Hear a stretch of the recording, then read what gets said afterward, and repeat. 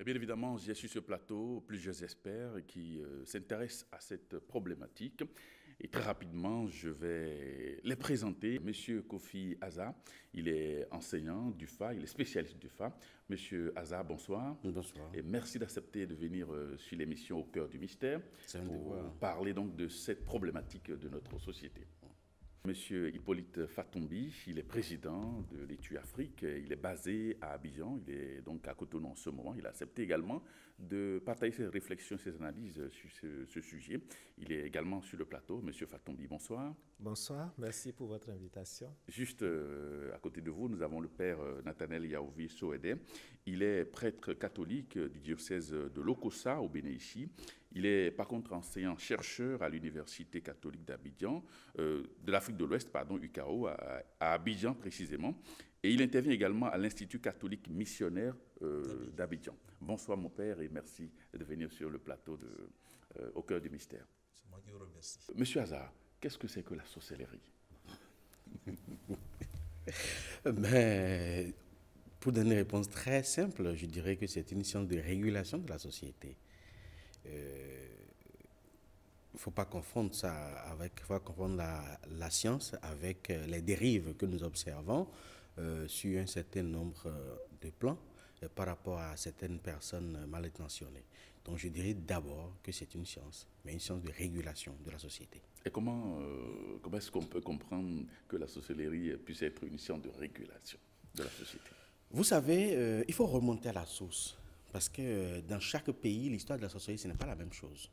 Dans notre pays, ça a commencé avec les sages-femmes accoucheuses, les matrones d'hier, qui, par la science d'observation, parvenaient à décrypter l'avenir d'un enfant que porte une femme, compte tenu des mêmes signes que d'autres femmes avaient présentés, avec la même grossesse. Et puis, elles avaient la possibilité elles avaient fait des découvertes à partir des plantes qui permettaient de faciliter les accouchements. De sorte que vous savez qu'en ce temps-là, il n'y avait pas de césarienne, et quelle que soit la situation, on accouchait normalement. Donc, elles faisaient usage d'un certain nombre de plantes pour faire sortir l'enfant. Et elles se sont constituées en groupes, en petits ordres. Et c'était l'ordre des sages-femmes accoucheuses à l'époque, qui était chapeauté par la reine mère. La reine mère, c'était la femme du roi.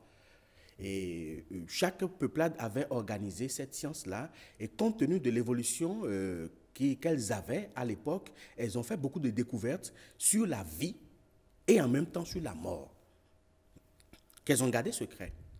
Et elles transmettaient ça par initiation à d'autres femmes qu'elles initiaient pour l'art de l'accouchement.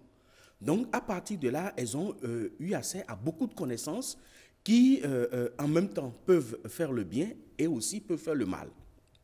Mais à un moment donné, il y avait, quand les Blancs étaient venus, ils ont commencé par les persécuter.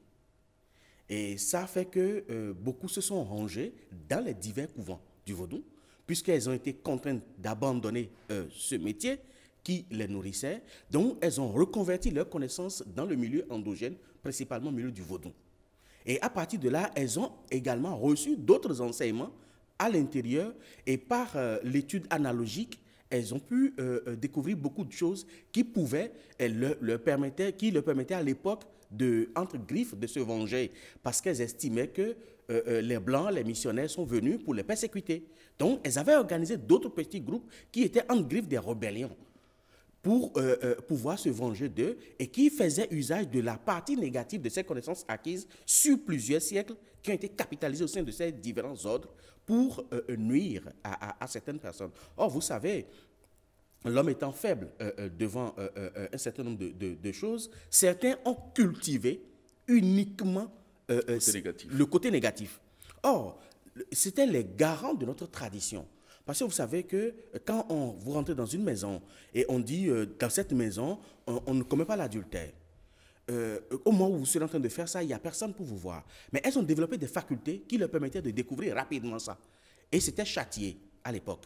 Donc, à un moment donné, toutes ces femmes qui détenaient ces connaissances ont été systématiquement taxées de sorcières, donc de négatives. Elles ont été combattues durant tout le temps. Donc, elles se sont repliées complètement. Même de nos jours, elles existent encore, mais elles se sont complètement repliées. Elles ne transmettaient leurs connaissances, que ce soit positives ou négatives, qu'à des gens vraiment discrets. Mais depuis plusieurs dizaines d'années, on a commencé par constater une évolution, une propagation du côté négatif de la chose qu'on transmettait même à des enfants qui ne contrôlaient plus leur sens et qui agissaient à tout vent.